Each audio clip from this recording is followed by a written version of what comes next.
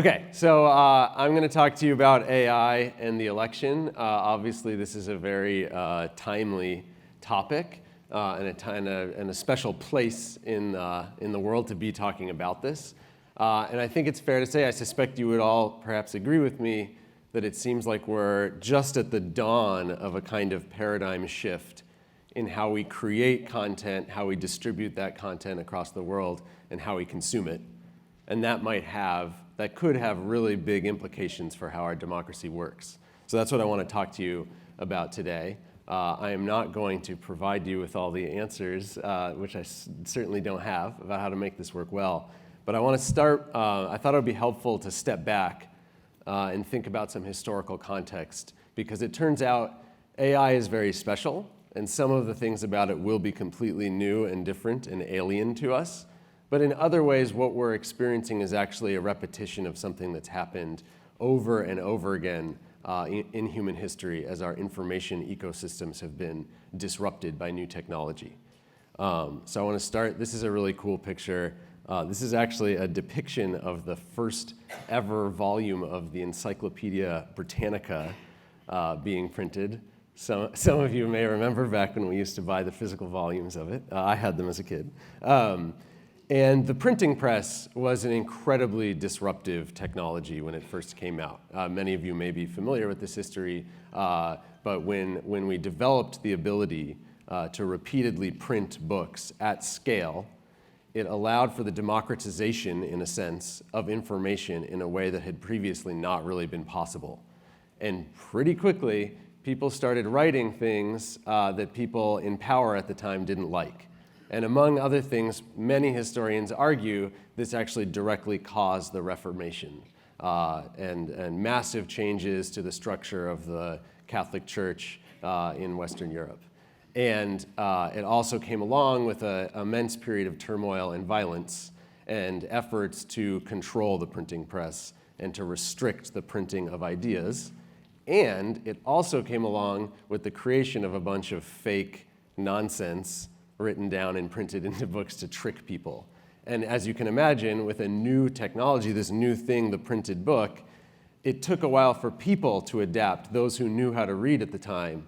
It took them a while to understand, if I read this, how do I know if it's true or not? How do I know if the name that claims to be the author of this book was really the person who even wrote it?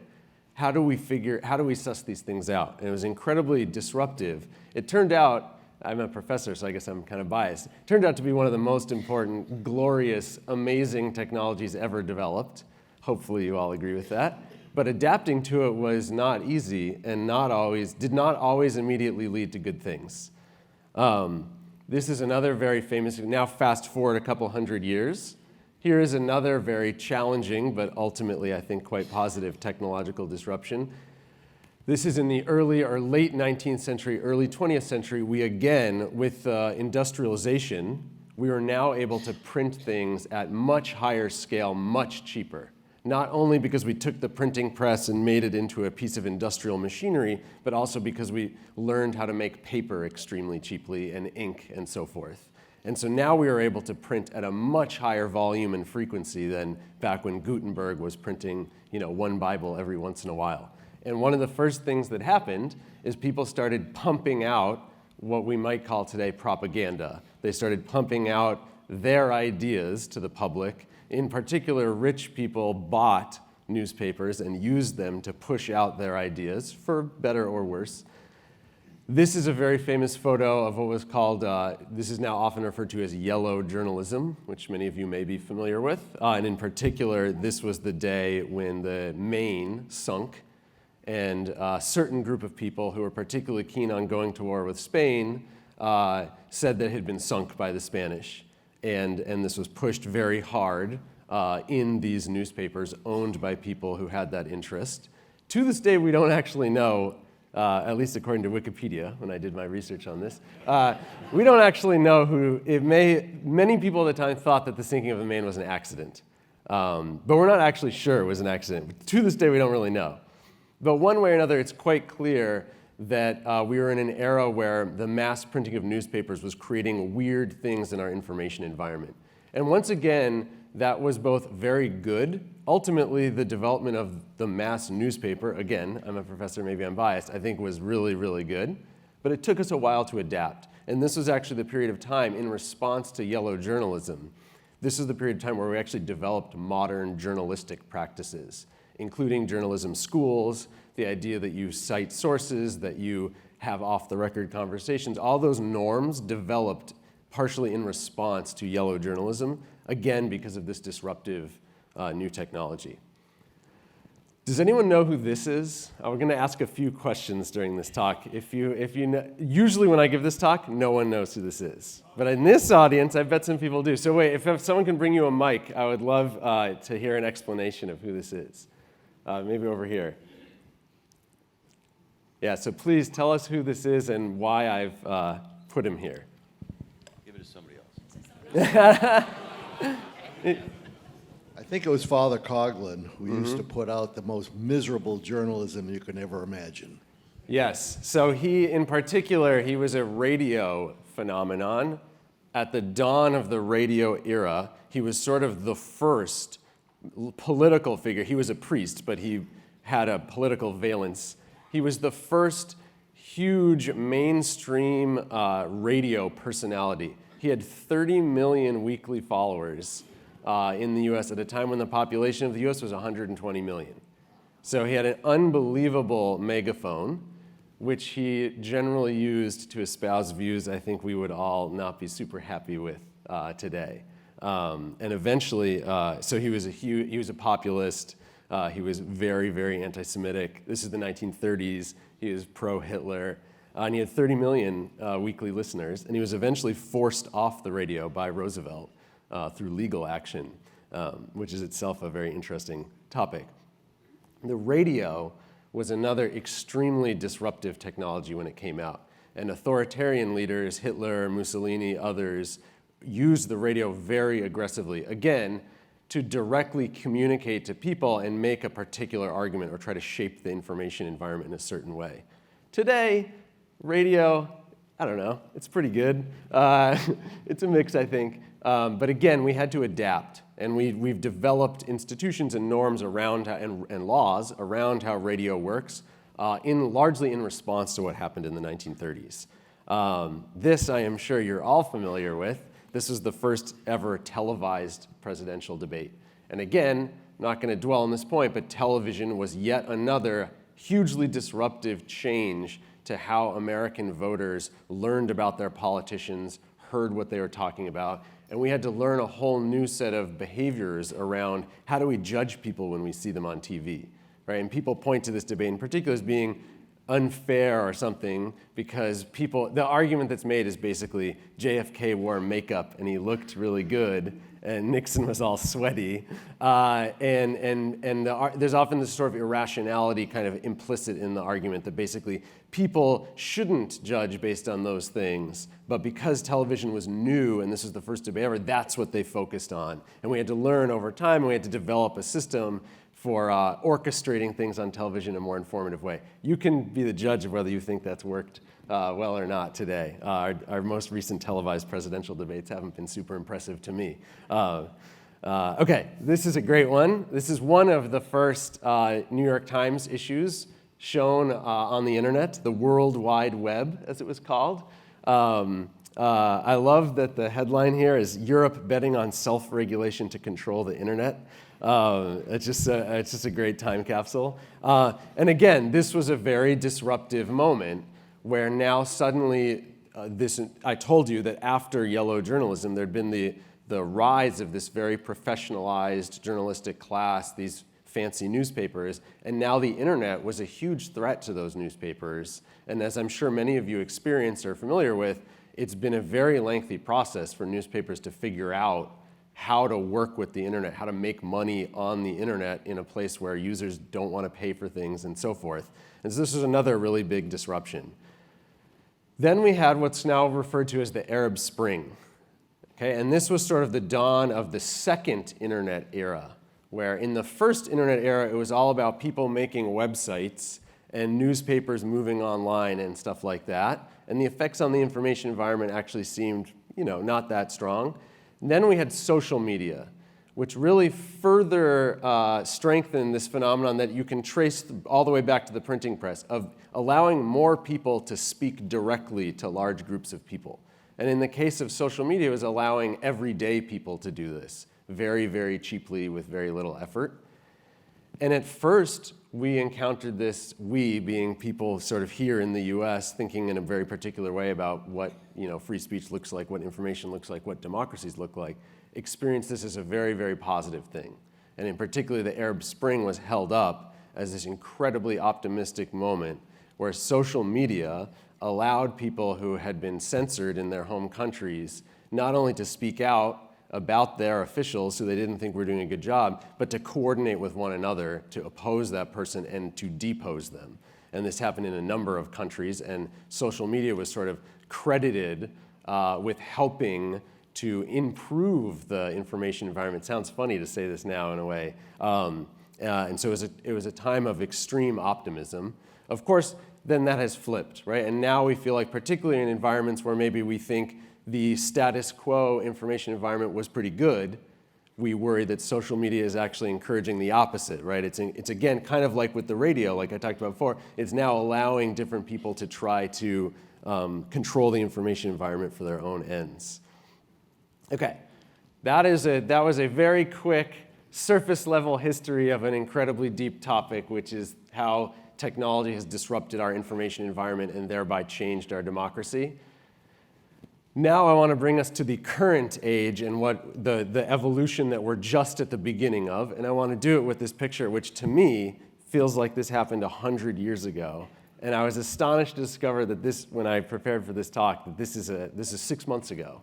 Can anyone tell me what this picture is and why I put it there? So it's a fake picture of Princess Kate with her children. She had disappeared for a while. People couldn't find her, so the palace produced this photo, but then people analyzed it and figured out that it was fake. Yeah. And the AP pulled it back. The AP announced we ran this picture and we've now determined we shouldn't have run it. And the reason I want to bring this up, there's a couple of features of this that I think are really interesting for thinking through how we're already seeing our information environment change. One thing is that what caused the hysteria, well, first of all, people were genuinely very worried and wondering where she had been. And so this picture was a big deal when it came out. And then when the AP pulled it back and said, the word they particularly used was that it had been manipulated, whether accidentally or intentionally, it triggered a suspicion that people have that things can now be completely fake in a way it would have been very hard for them to be in the past. Not that the history, by the way, of fake images goes back hundreds and hundreds of years. But there's a sense that it's easier to do now, which leaves us quite suspicious. And what's weird and notable about this particular instance, this photo's not really fake. She was in fact alive, and she did in fact take probably 100 pictures with her 3 kids. As someone with 4 kids, I can tell you, one picture is never going to capture all of them smiling. See how all the kids are looking at the camera and smiling? That never happens. And so what actually happened with this picture is they took 100 pictures, and then they used Photoshop to make the kids all look like they were smiling in one picture. It was a completely anodyne manipulation. And the palace was totally unprepared for the phenomenon that occurred when AP called it manipulated. And then many people interpreted that to mean this is a deep fake. She's not even alive right now. And so I want to make 2 points from that. One is that the biggest effect from these deepfakes may not be that we see deepfakes, though that may well happen. It's that we start to believe things are fake even when they're not. And second, that this potential solution people argue for of watermarking or labeling content as AI generated is not going to be what's going to get us out of this mess, right? Because this would be labeled as AI generated. You would probably reasonably respond by thinking that means, oh my God, the palace just released a completely fake image of this really important person. But no, it's AI generated in a way that's not actually important or interesting in some sense. And so the nature of the problem and the solution to the problem is quite different than what we might have thought at the beginning.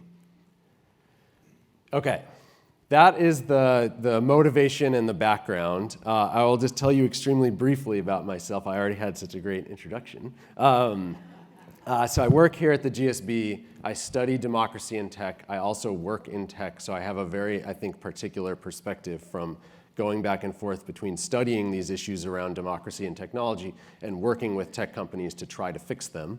I'm also a very proud alum of the class of '09. Apparently it's our reunion too. And at the GSB, I helped to co-chair the AI committee, and I am one of the leaders, along with Susan Athey and several of our colleagues, for the business and beneficial technology pillar in BGS. So I spend a lot of time thinking about these issues. And I want to just quickly, I'm going to run down 3 things. I'm going to make sure to leave a bunch of time for questions at the end. I also strongly encourage you to interrupt at any time. Please ask questions. This always is better if it's interactive. Just do please wait for the microphone to get to you, because otherwise people on video can't hear you. Okay, so I just want to run through 3 things quickly with you. Where are the deepfakes? How are people adapting already? I told you historically we see these adaptations occur. How are we seeing that so far? And then what can we start thinking about trying to do to make these things work together better? Okay, where are the deepfakes? There actually haven't been very many. People, I think, kind of expected we'd be awash with them by now. I think it's sort of fair to say we haven't. I would argue that this one is probably the most salient one we've had so far, and it's kind of, I would say, pretty low down the list in terms of its impact. So just a quick recap on this one for you. During the hurricane in Florida, I actually don't know the exact details, someone circulated this photo saying this was a girl in the floods in the hurricane, and then, which wasn't in itself inherently a political statement, but then it got taken to be this thing about how the Biden administration and Kamala Harris aren't doing enough to protect our children in this hurricane, and so it became politicized. And it just kind of forgive the use of this hilarious word, but like a nothing burger, in the sense that it is a fake image. We know there were, in fact, people affected by the flooding. This photo didn't reveal any new information. If you thought this was real, you didn't really learn anything new that you didn't already know. Of course, there were children who were affected by the flood. This happens not to be one of them. This one's fake. But it didn't really give you any new fact that you now think you know that's not true, that matters, certainly that could matter for your vote. And so actually, we could debate hurricane relief. Did the administration do a good job? Did you do a bad job? And people might be quite misinformed about this, but I don't think this picture is not really driving that. And it's sort of inconceivable to me to see how this picture could have any impact by itself on the election. And this is kind of, I think, the flavor that deepfakes have had so far. They seem they don't seem very salient. They don't seem like they've been built in ways that would have a big effect on the election. They often seem to be either satirical, like self-evidently satirical, or ineffective in the sense that they're not going to shift your mind in an important way on your vote. So that seems really surprising. Like, a lot of people said this was going to be the cycle. I will note, people started saying this in 2018. So we've been predicting this for a while, and it has yet to occur. But people really thought now, with the explosion of ChatGPT and other AI tools, we were really going to see a lot of it by now. And so I really want to take a moment and figure out, well, why aren't we, and what does that tell us about what's going on? And I want to be very upfront, I don't know the answer. And the answer may be they're about to come. So let's see. I'm going to offer 2 takes. The first possibility is people have just recognized that so far, with the technology as it exists today, and with our information environment as it exists today, they may just not have a big impact, and so they're not really worth doing. It's really, really hard in America today to change someone's mind.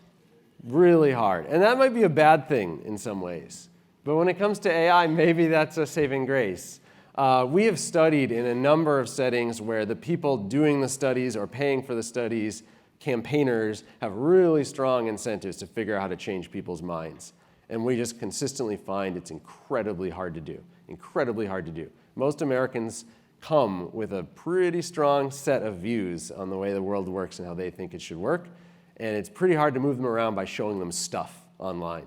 So there's been huge randomized studies of political ads online or political ads in the real world or whatever you want to do with political information.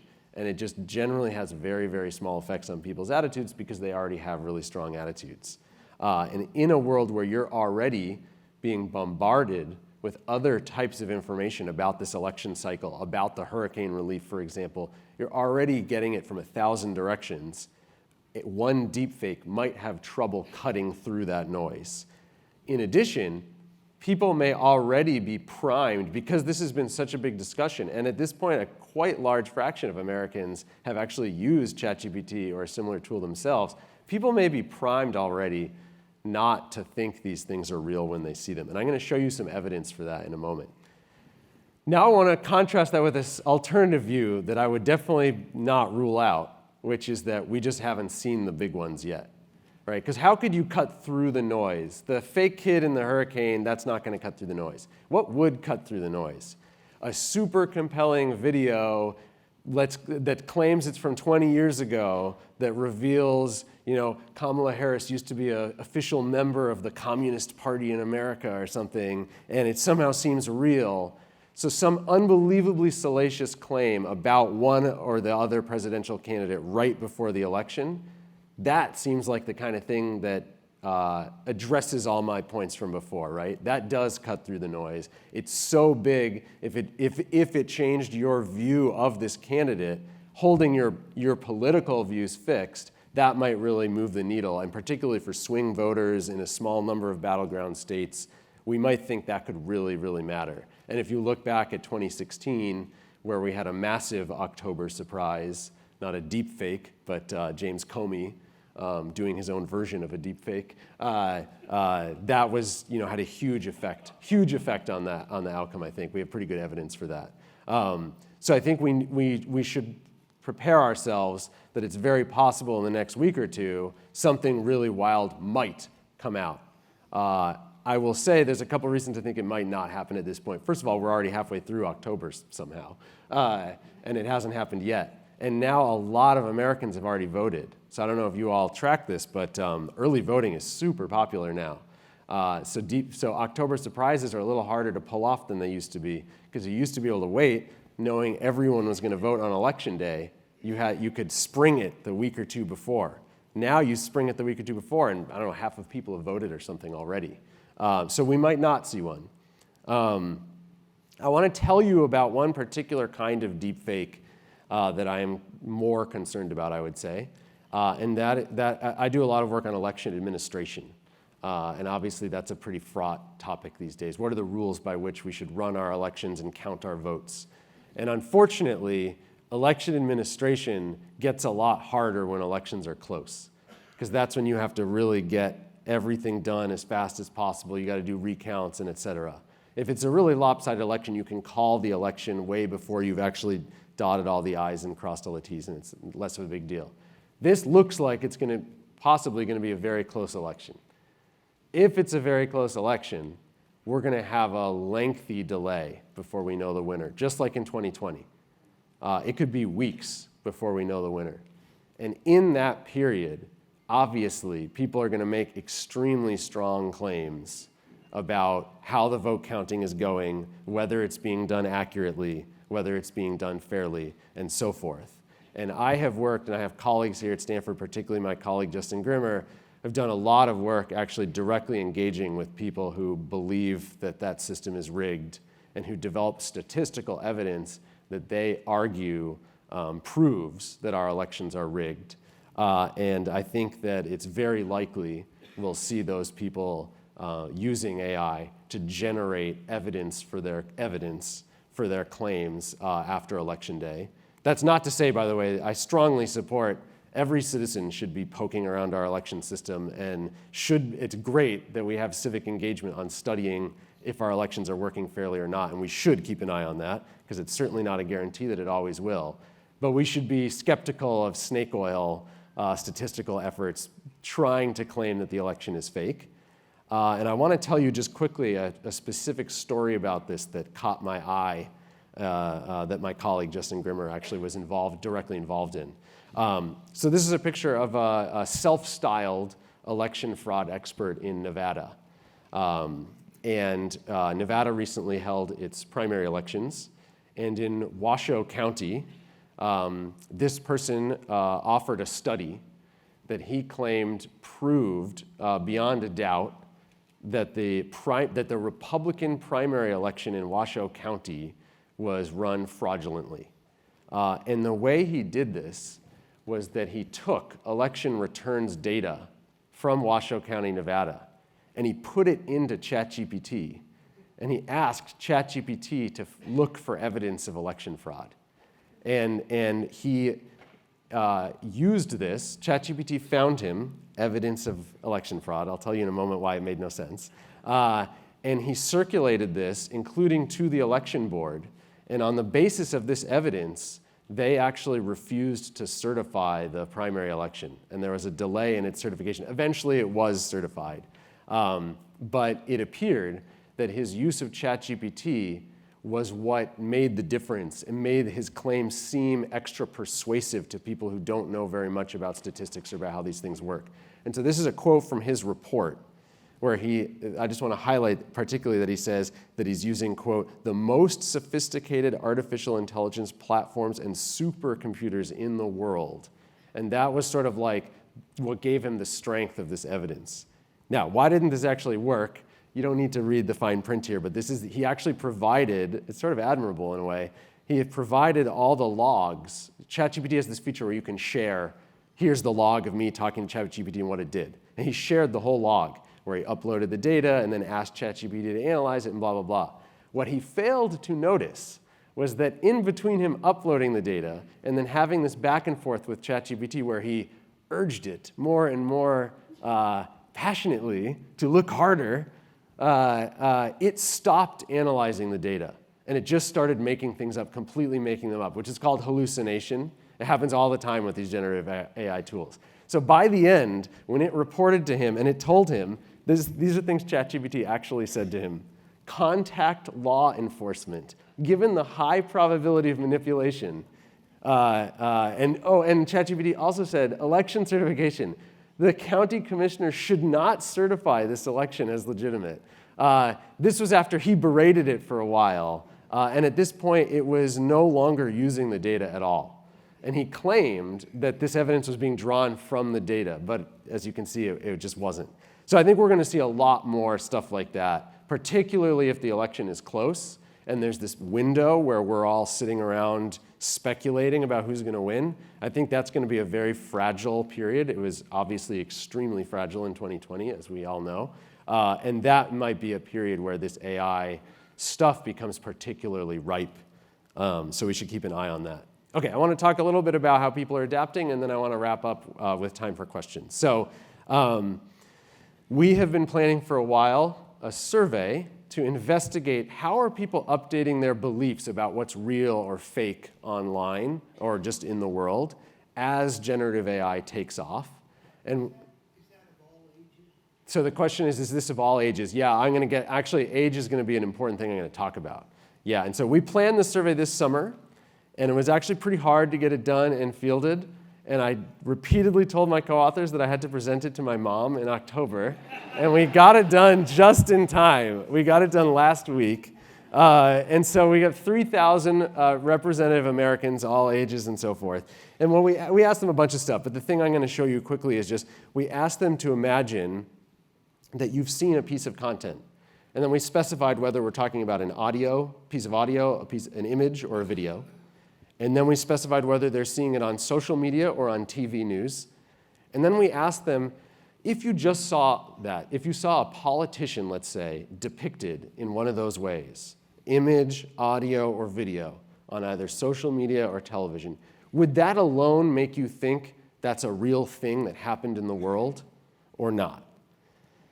And I think, in a way, somewhat reassuringly, and contrary to what we hear in the public discourse around these things, Americans are pretty skeptical. So this is, what we did is we had them say this on a 0 to 3 scale, right? So 0 is not at all. You show me a video of Kamala Harris on social media, and if that's all you show me, I don't think for a moment that's necessarily real. all the way to 4 is very. Like if I see it, I'm very confident it's real. And what we can see is across all three,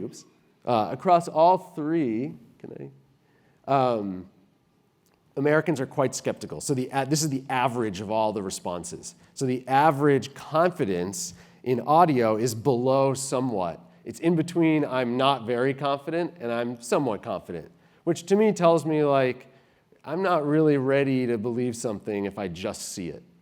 And the levels of this across audio, photo, and video are relatively similar, but I do think it's interesting to note you get a little bit of a premium for video. You're a little bit more willing to believe that's real, which I think is totally rational, because it's actually still much more costly and hard to make a really compelling fake video, whereas making fake audio is super, super easy now. So I'm actually surprised there's not a bigger gap here. And again, in a way that kind of makes sense, people respond that they're even less confident if it's on social media than if it's on television. And I would imagine the logic people are employing is if it's on television, it's probably part of some broader report, and the people putting it on TV may have exerted at least some modicum of effort to figure out if it's real or not. We know they don't do a 100% good job on that. But compared to social media, where a citizen journalist can put up a video, into the ether at any moment, it makes sense that you might give TV a little bit of a premium. Okay, here's the age thing that I promised. So what is striking when you cut this by age is that it's actually the older and wiser segments of America that have adapted most quickly to the situation. So you can see is that it's 55 and plus are the most skeptical. And 18 to 34 is still pretty skeptical, but less. And they're less across the board for all three types of media and for both venues. So I think there is, by the way, we don't know that this is adaptation. Like, we're going to measure this repeatedly before and after the election and see if people change. For now, this could be adaptation, but it could also just be pre-existing attitudes that are different. There's a question over there. If you'll just wait for the microphone, I'll get to you. Think about, can you hear me? Yeah. The distribution, because I know you know where I'm going, which when 1 or 2 or 3% can make the whole difference in election, having some small numbers be absolutely at risk. Yeah. You're getting at one of the very hardest things about studying elections in America today, which is when everything is so close, every factor can matter, even if on average across everyone it doesn't have a big effect. And so we would love, and I wish more people did this, we would need a lot more money to do this, but really zoom in on the battleground states, really zoom in on the swing voters in battleground states and understand how they think about the information environment. Yeah, we have a question here too. Hi. Is there a difference in terms of ethnicity, race, or income? We have looked at that. I'm not going to show it to you today. And by the way, this is all pretty preliminary. We do find differences by both race, income, and education. And we're not separate. We do those separately, but we don't know about the correlations among them, so we don't know which of those factors might be explaining the difference more.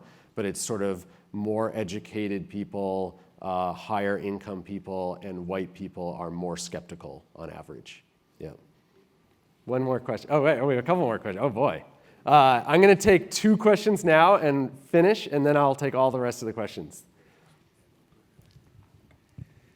I have a concern about the survey and what you're asking, and that is that trying to measure the impact of deepfakes on people by asking them whether they would believe it seems like you would get the same responses if you say, are you likely to be scammed by somebody on a telemarketing scam?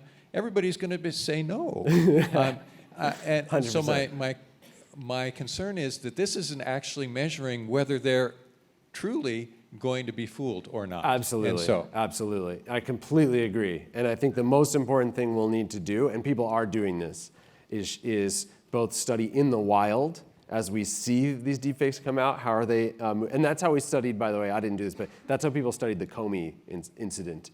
There were surveys in the field, not on how do you feel about this, but just on who are you going to vote for? And then we were able to do before and after on the Comey press conference. And so I completely agree. This I think of as just trying to tap into this baseline.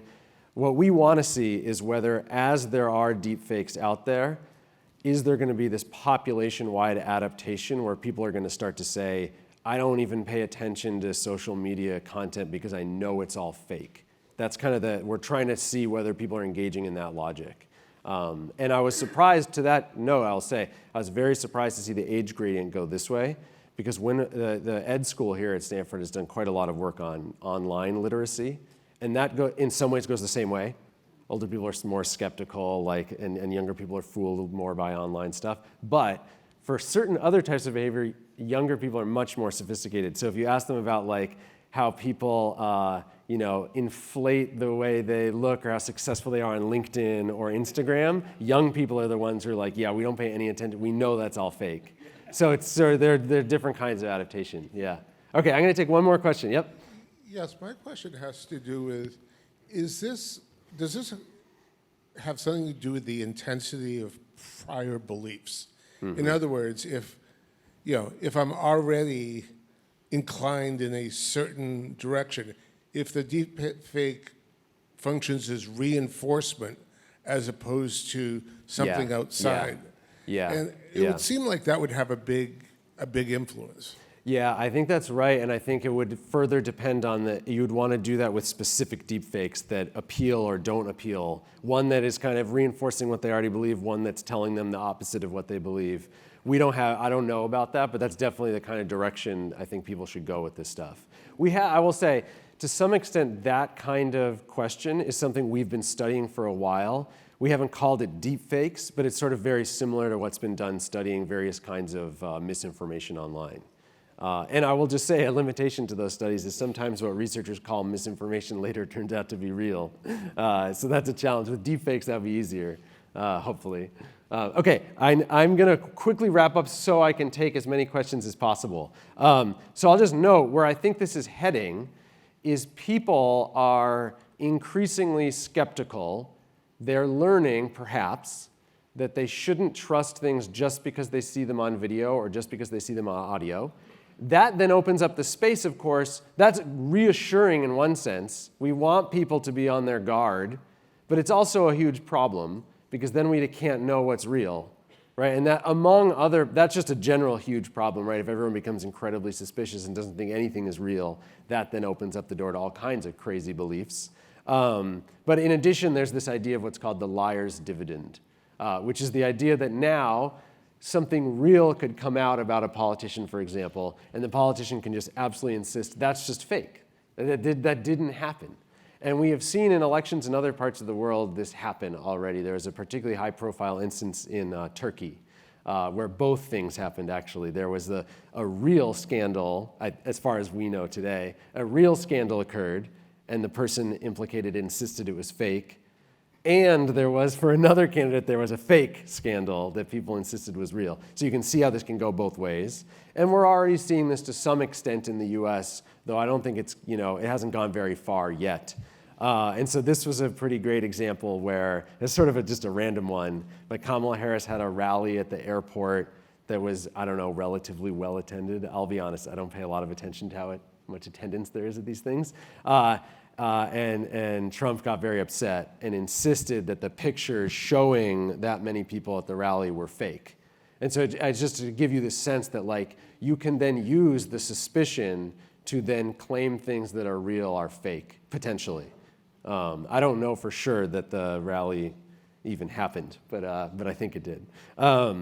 Okay, so last thoughts before I wrap up and take questions. We're going to have to do something new to deal with all of these problems. And it might be that the something new we do turns out to be something old. Because everything I just described to you, in some sense it's very new and different because the technology is so incredible and weird and scary in some ways. But in other ways, it's actually kind of a return to normal. Because if you step back and you say, okay, what is this technology really doing? Well, one thing it's doing is that now when you see a picture, or you hear an audio recording, or you see a video of a politician doing something salacious, let's say, you don't know if it's real or not. And if you flip that around, what it also means is that I, as a random person, can no longer make factual claims to you about whether a politician did something or didn't and directly prove it to you.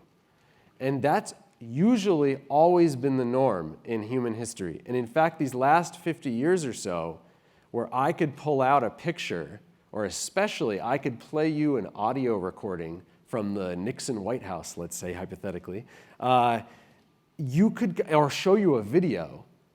That was like, I didn't need to know anything about you. I could just pretty much believe it. Now, obviously, even that's a little bit strained. There have been fakes of those things in the past. But more or less, that would be something I'd want to see and learn from, regardless of who you are, because the technology had this odd asymmetry where it was easy to do it and hard to fake. And that was, it turns out, I think we will look back on that as being kind of a weird and unusual period of time.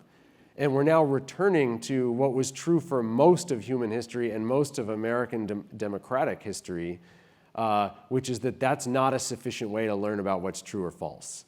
And fortunately, prior to the development of those things, we had already been working very hard to develop other ways of figuring out what's really going on.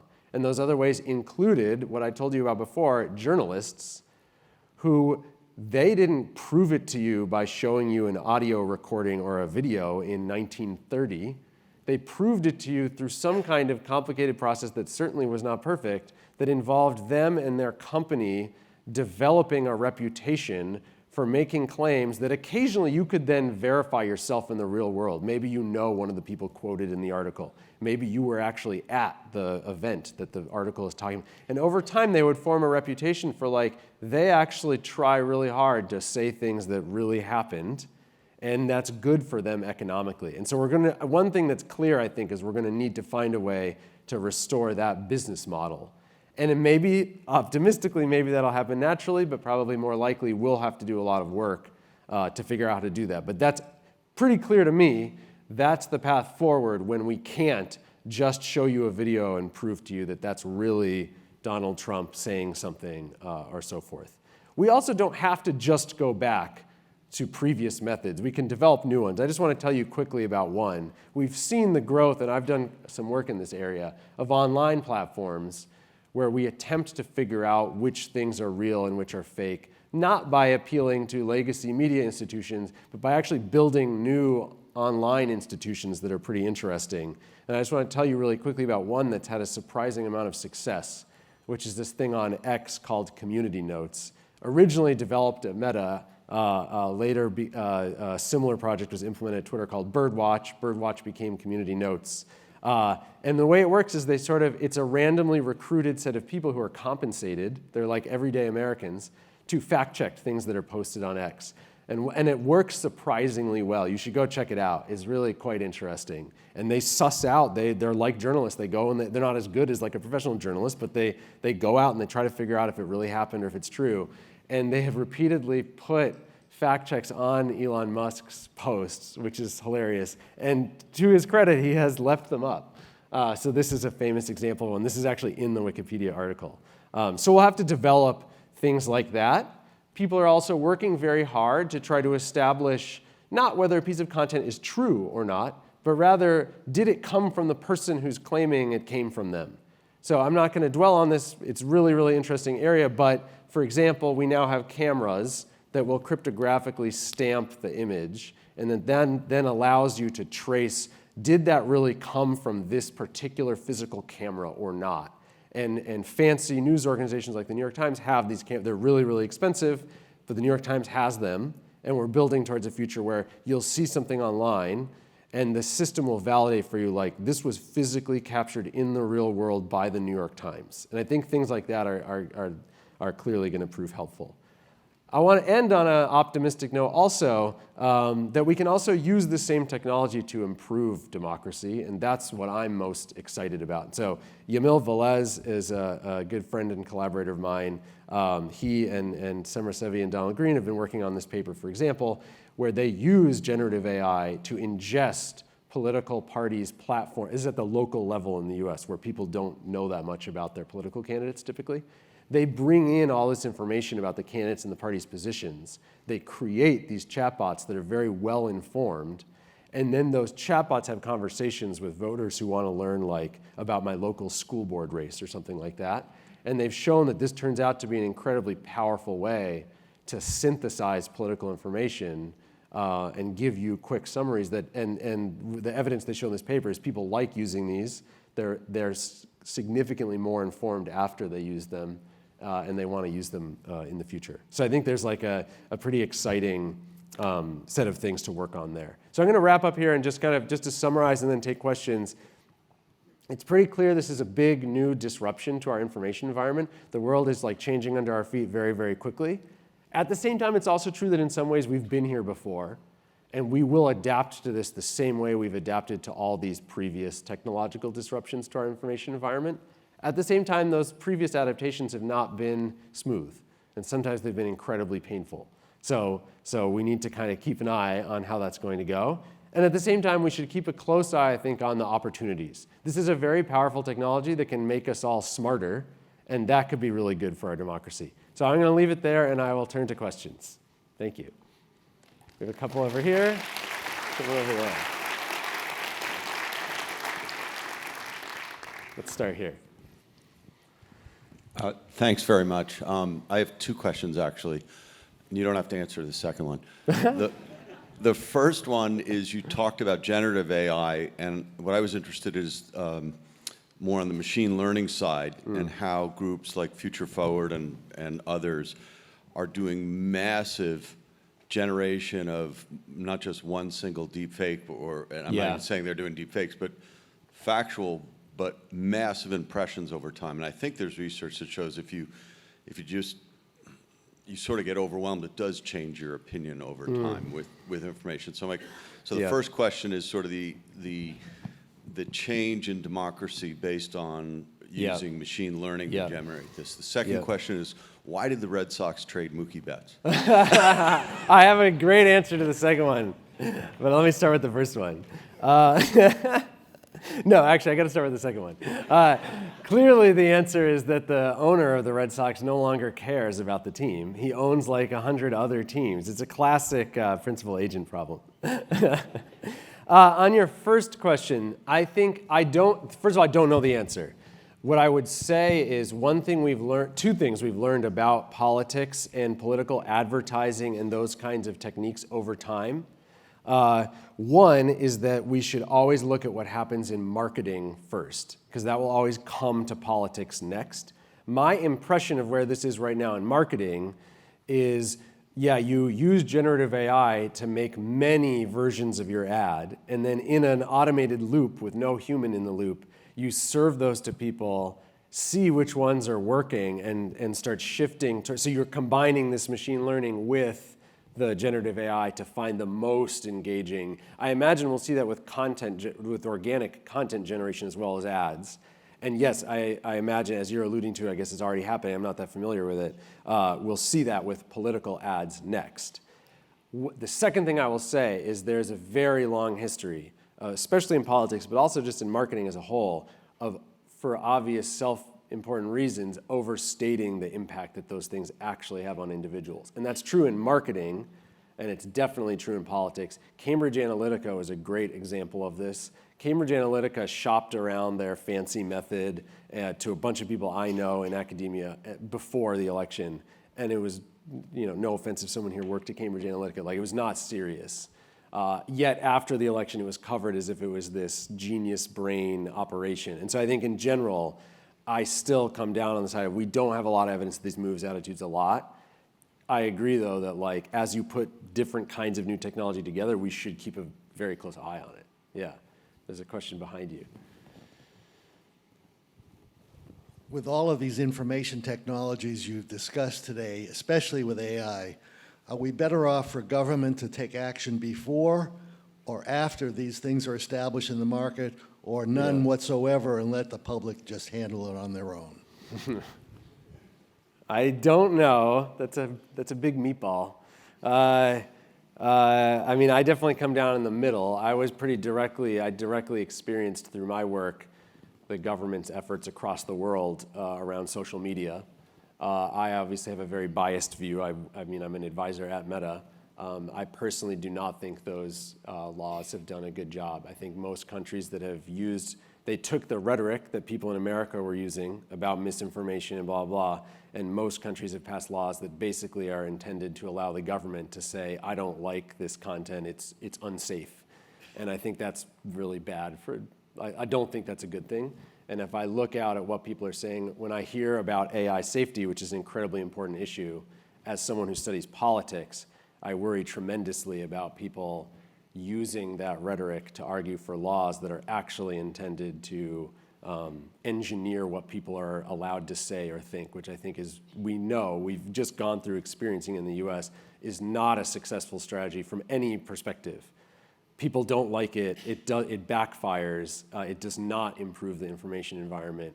Now, the US hasn't passed any laws about any of this stuff, at least at the federal level, so I'm referring more globally here, but I think my answer is somewhere in the middle. Like, if we don't do anything, I think it's pretty obvious there's going to be enormous problems, not just for politics, for all sorts of other parts of the information environment. Celebrities are already right now being imitated in ways that are driving them crazy. And that's just one example of a broader thing that could be terrible. I mean, we look at the sort of like sexual imagery being made about other people. There's just incredibly big problems that have to be solved.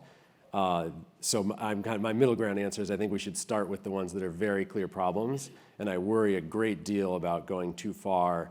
I have learned over time, when I hear things like political misinformation, I get very nervous when governments start talking about that, because I think the history of governments working on that is a very poor one. Thank you. Terrific presentation on a critical subject.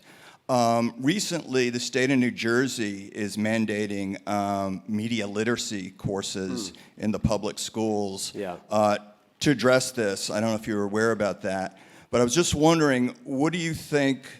Well, first off, does Stanford University have a course like that for undergraduates? Yeah.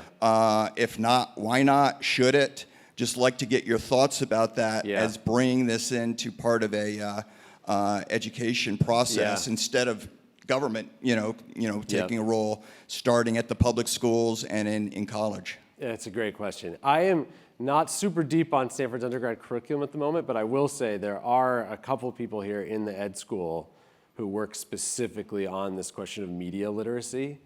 My impression is they're making progress. Like, it's pretty hard to teach it in a way that works. Young people tend to think it's super boring to learn about that. You have to be careful to do it in a way that's not overly preachy or they immediately turn off and so forth. You have to be careful not to use Again, the problem that often occurs is you use an example and later it turns out it was actually true. That's happened to the misinformation community over and over again, which I think says something about the perils of studying it. But I think they've made a lot of progress on that. And so my impression is yes. The other thing I will say that's going on at Stanford that I have been a little bit more involved in is we have rolled out this undergraduate civics education, which is much broader than digital literacy, but it really, I think, is doing an excellent job of giving students the context from all different directions. The context on why running off and making tech products without thinking about democracy is dangerous or could be bad, but also on the other side, thinking through why we should be able to have civil discourse with people we disagree with, why we should be more open-minded, which is something universities, in my opinion, have done a terrible job with the last 20 years or so. So I think we're making a lot of progress there, and hopefully that will bleed into digital literacy as well. I liked your optimistic ending, but I would like you to talk a little bit about how we get from our current media environment that is so bifurcated. Yeah. People watch Fox News, they trust that. People who read the New York Times trust that, and neither the twain shall meet. Yeah. So how do we get from where we are to this lovely ending? I have no idea. I think it may be something, where it's about the population becoming, let me describe the problem. I will admire the problem and then attempt to describe a solution. The problem is the market, right? So it's like you cannot make money. People have tried over and over again to build TV news stations or newspapers whose business model is I'm no nonsense, in the middle, characterize sides of an argument and so forth. And it's challenging to make money that way. It's not impossible, And there are these very elite news services. I would not characterize New York Times being in the middle, but the New York Times, the Wall Street Journal, maybe more in the middle, maybe on the right, they're trying very hard to make statements that are true in their journalistic. They might have their slant on them, but they're trying very hard to not make stuff up. And that works for them in their business model, but that's because they're extremely elite and they capture enormous amounts of subscription revenue from very rich people. And we have not figured out a way to popularize that. There is no popular media service really doing that. And so I think it's something about people have to want it. And if they want it, the market will provide it. And so it may come back to this civics education, or it may come back, like historically, the way these things, in general, these things, the solutions to them have not been planned. They've emerged spontaneously. One of the solutions in mid-20th century America was that you consumed your political information in the newspaper. Lots of people, most people, did not buy the newspaper because they cared about politics. They bought the newspaper because it had the radio schedule in it, it had the sports news, and then they consumed politics as a plus. And that then created a market for pretty centrist news because of the nature of the economic exchange going on. And so it may be that something with new bundles of different types of content together on social media or something like that could be the path forward. But God only knows. Yeah, we'll leave it there. Thank you, everyone. This is great.